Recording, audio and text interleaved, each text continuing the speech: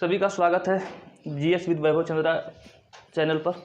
आज जैसा कि हमने कल बताया था कि यूपी पुलिस अब साथ ही साथ ये जो हमारी अब आज से ये क्लास स्टार्ट होगी। मैं 3 क्लास लगा साथ में यह स्टार्ट कर रहा हूँ, एक तो यूपी जीके और एक पॉलिटी और एक साइंस का। कल से साइंस की क्लासेज जाएंगे, तो पहले फिजिक्स स्टार्ट करेंगे, उसमें से यांत्रिकी कंपटीशन लेवल का स्टार्ट करेंगे जो कि प्रतियोगिता लेवल की काम आएगी।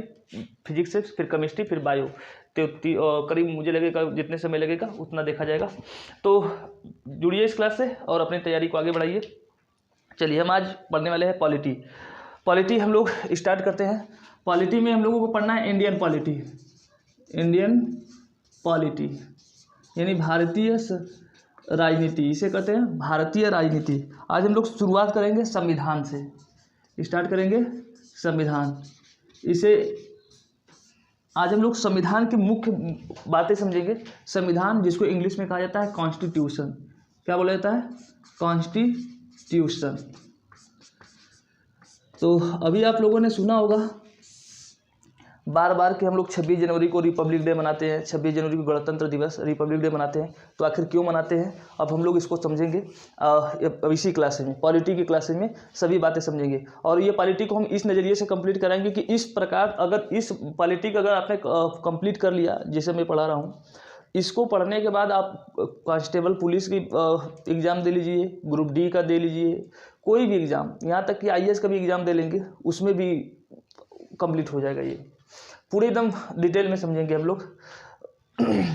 ठीक है, तो चलिए हम लोग शुरुआत करते हैं। संविधान किसे कहते हैं? संविधान का शाब्दिक अर्थ होता है समान विधान। 2 शब्दों से मिलकर बना है। इसका शाब्दिक अर्थ होता है समान विधान, यानी कि किसी देश को चलाने के लिए, अर्थ लिख देता हूँ इसका अर्थ। संविधान का अर्थ क्या होता है? किसी देश को चलाने के लिए नियम कानूनों को किसी पुस्तक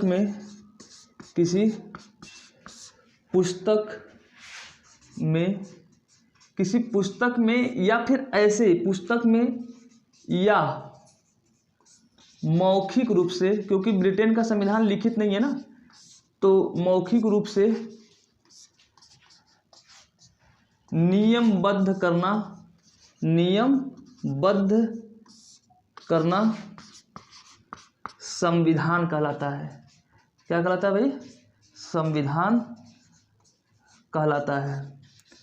तो हमने क्या बताया कि किसी भी देश को कैसे संचालित करना है या देश को कैसे चलाना है, उस देश को चलाने के लिए नियम और कानून को जब हम क्रमबद्ध कर लेते हैं या किसी पुस्तक में लिख देते हैं, या लिखते नहीं है, मौखिक रूप से ही नियम बना दिया जाता है, उसे हम लोग कहते हैं संविधान। उसे क्या कहते हैं? संविधान। सभी के लिए समान विधान, देश में सभी के लिए एक समान विधान लागू कर देना क्या कहलाता है? संविधान।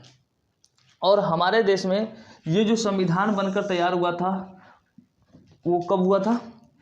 ये लागू बन तो गया था, कब बना था? 26 नवंबर 1949 को ये बन गया था। क्वेश्चन पूछा है कि हमारा संविधान बनकर तैयार कब हो गया था, तो 26 नवंबर 1949 को। लेकिन लागू कब से हुआ था? पूरी तरीके से लागू कब हुआ था? तो लागू हुआ था 26 जनवरी 1950 से। और 26 जनवरी के दिन क्यों चुना गया? क्योंकि 26 जनवरी 1930 को जो कांग्रेस थी हमारे देश में, कांग्रेस ने स्वतंत्रता दिवस के रूप में मनाया था 26 जनवरी 1930 को, जो लाहौर में घोषणा की थी। इसलिए हमारे देश के संविधान निर्माताओं ने इस 26 जनवरी को खास दिन के रूप में मनाने के लिए 26 जनवरी 1930 को हमारे देश का संविधान लागू किया। अन्यथा 26 नवंबर 1949 को क्या हो गया था? हमारा संविधान बन के तैयार हो गया था। और ये संविधान अगर ना समझ आ रहा तो मैं बता रहा हूँ। ये मान लेते हैं कि एक पुस्तक है, ये क्या है? एक पुस्तक है। इस पुस्तक का नाम क्या है? संविधान। इसमें नियम और कानून लिखे गए हैं। इस पुस्तक में क्या लिखे गए हैं? नियम और कानून लिखे गए हैं। यही बनकर तैयार होने में कितने समय लगा था? तो इसको बनकर के तैयार होने में, इस संविधान को, पुस्तक को बनकर तैयार होने में लगा था 2 वर्ष जितनी बातें मैं बता रहा हूँ पूरी बातें याद रखना। 2 वर्ष 11 माह 18 दिन, 2 वर्ष 11 माह 18 दिन तक लगातार बनकर के तैयार हुई थी। अब इस संविधान को लिखने वाला कितने लोग थे? तो देखिए, हम लोग तो जैसे कहते हैं कि हमारे आधुनिक भारत के निर्माता कौन है? डॉक्टर भीमराव अम्बेडकर। हमारे संविधान के निर्माता कौन है? डॉक्टर भीमराव अम्बेडकर। बहुत सी चीज़ों, मतलब कि हम लोग संविधान की जननी और जनक दोनों किसे कहते हैं? अम्बेडकर साहब को कहते हैं। हमारे संविधान की जननी और जनक, जननी मतलब माता और पिता, दोनों किसे कहते हैं? डॉक्टर भीमराव अम्बेडकर। लेकिन एक बात याद रखना कि डॉक्टर भीमराव अम्बेडकर एक अकेले व्यक्ति ऐसे नहीं थे जिन्होंने संविधान बनाया था। तो आज हम इस डिटेल को पूरी बातों को डिटेल से समझते हैं। तो समझते हैं, संविधान को निर्माण करने वाला, जो इस पुस्तक को लिखने वाला था, इस पुस्तक को लिखने वाला जो एक सभा बनाई गई थी। सभा का मतलब होता है जैसे ये कई अलग अलग व्यक्ति हैं, ये अलग अलग व्यक्तियों को हमने बुला करके एक जगह एकत्रित कर दिया, उसे क्या कहा जाता है? सभा कही जाती है। जैसे गांव में 5 लोग 6 लोग एक साथ बैठ जाते हैं तो हम लोग कहते हैं कि सभा बैठ गई है। तो संविधान निर्माण करने के लिए जब हम बहुत से व्यक्तियों को एक जगह बुलाते हैं उसे कहते हैं संविधान सभा। फिर से मैं बता रहा हूँ, हमारे देश में संविधान यानी इस पुस्तक को बनाने के लिए बहुत से व्यक्तियों को बुलाया गया। उस बहुत से व्यक्तियों को जब एक जगह बुलाए गए उन्हें कहा गया संविधान सभा। ठीक है, मेरी बात समझ में आई? तो हमने कहा संविधान हमारा किसने बनाया है? संविधान का निर्माण किया है संविधान सभा ने। संविधान सभा ने, ये बहुत इंपॉर्टेंट फैक्ट है, इसके बारे में बातें आपको जानना बहुत जरूरी है। संविधान सभा, इस संविधान सभा में कुल कितने सदस्य थे? 389 सदस्य थे। कितने सदस्य थे? 389। तो इतना याद रखना, हमारे संविधान का निर्माण अकेले एक व्यक्ति ने नहीं किया है, टोटल 389 व्यक्तियों ने किया है। ये बात याद रखना। कितने व्यक्ति मैंने बताया? 389 व्यक्तियों ने किया है मिलकर के। और इस संविधान सभा की एक बहुत बार पूछा जाता है कि संविधान सभा का जो संविधान सभा में जो सदस्य थे 389 सदस्य, ये कैसे थे, ये कहाँ से आए थे? तो क्योंकि अब हमारा देश एक लोकतंत्र बन रहा था, लोकतंत्र मतलब जनता के शासन वाला बन रहा था।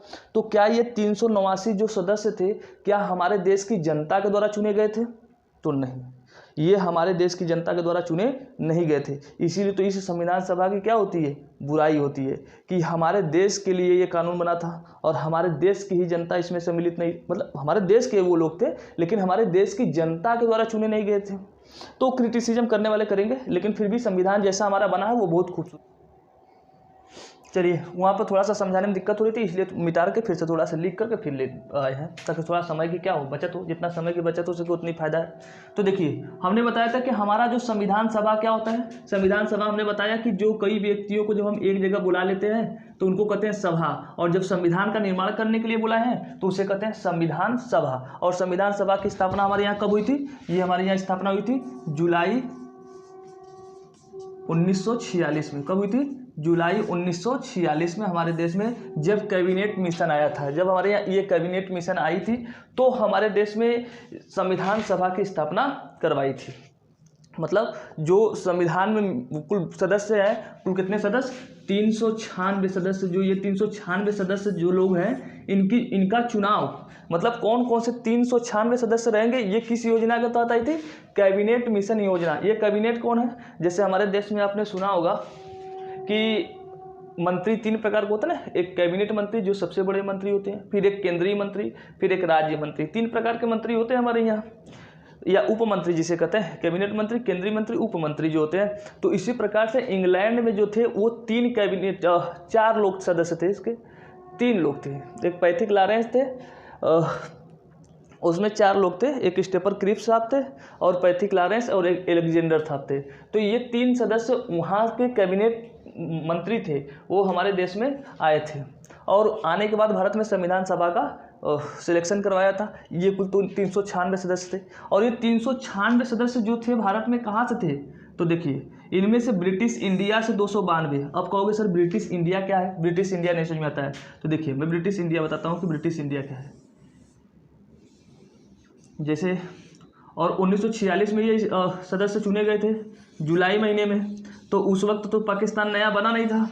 तो ये जो पाकिस्तान आज बना है वो तो उस वक्त नहीं बना था जुलाई में। तो उनमें से ब्रिटेन के लोग हमारे देश में जब रहते थे तो कुछ जगहों पर डायरेक्ट अपना शासन करते थे, जैसे उत्तर प्रदेश, मध्य प्रदेश का कुछ हिस्सा था, जैसे कि महाराष्ट्र का कुछ हिस्सा था, गुजरात का कुछ हिस्सा था। जगह जगह पर वो डायरेक्ट शासन करते थे। पाकिस्तान वाले एरिया पे, ये जो पाकिस्तान वाला आज है, इस एरिया पे, पंजाब पे अपना वो डायरेक्ट शासन करते थे, जिसको कहा जाता था ब्रिटिश इंडिया।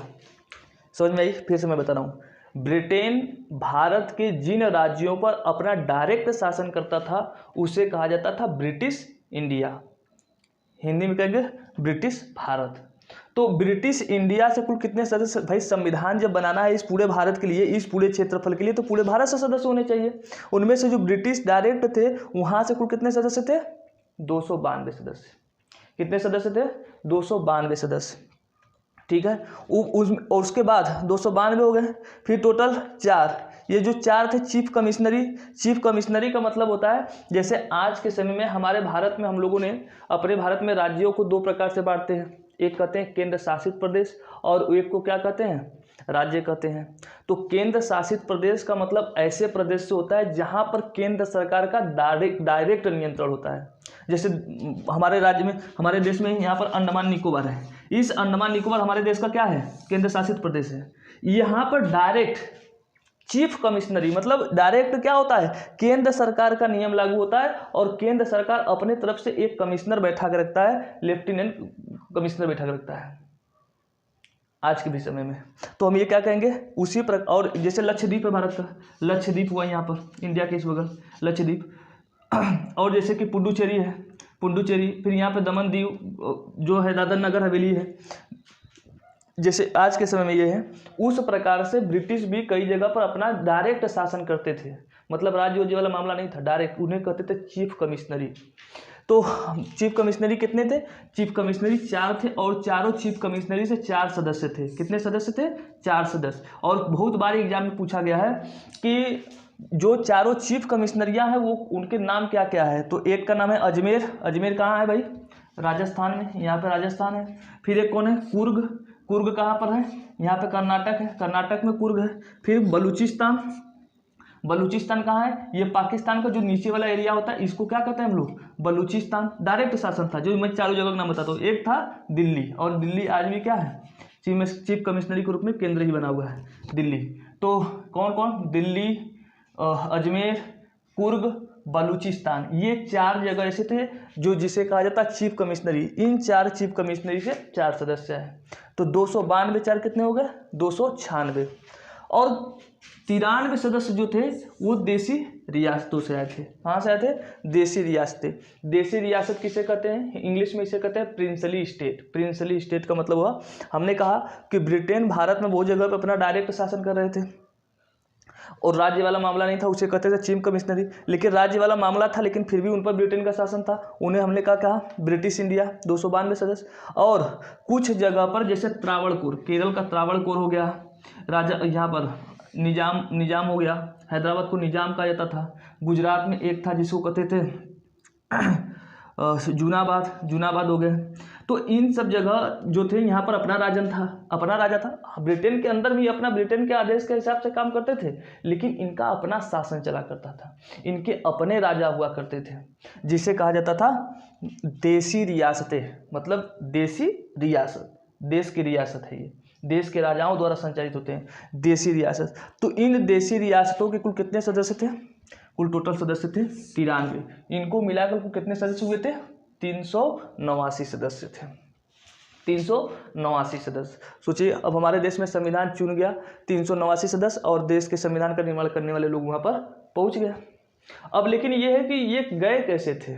क्या इनका चुनाव हुआ कि ऐसे ही मनोनीत कर दिए गए? ये सीटें बनाई गई जो 300 थे।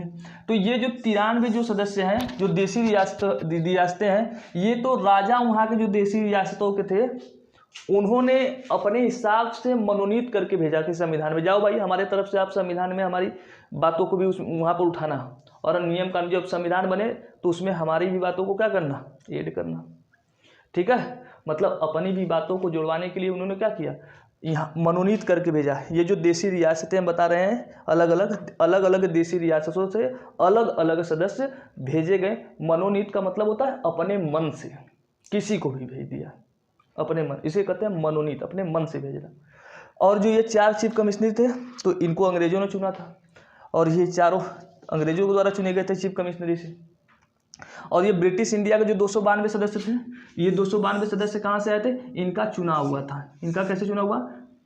डायरेक्ट जनता के द्वारा चुनाव नहीं हुआ था, डायरेक्ट जनता के द्वारा चुनाव नहीं हुआ। अब इस 292 सदस्यों को समझिए बात को। जैसे उत्तर प्रदेश है, यहाँ पर राज्य का मुख्यमंत्री का चुनाव कब हुआ था? 1937 में। जैसे अगर आपने सुना होगा कभी कि उत्तर प्रदेश के प्रथम मुख्यमंत्री कौन थे? गोविंद वल्लभ पंत। तो 1937 में अंग्रेजों ने ही चुनाव करवाया था। कई राज्यों में, करीब 11-12 राज्यों में चुनाव करवाए थे। और जब राज्य के जो चुनाव होते हैं तो उन्हें क्या कहते हैं? विधानसभा के सदस्य या एमएलए कहते हैं। क्या कहते हैं? राज्यों में जब चुनाव होता है उसे क्या कहते हैं? विधानसभा का सदस्य, विधानसभा सदस्य कहते हैं।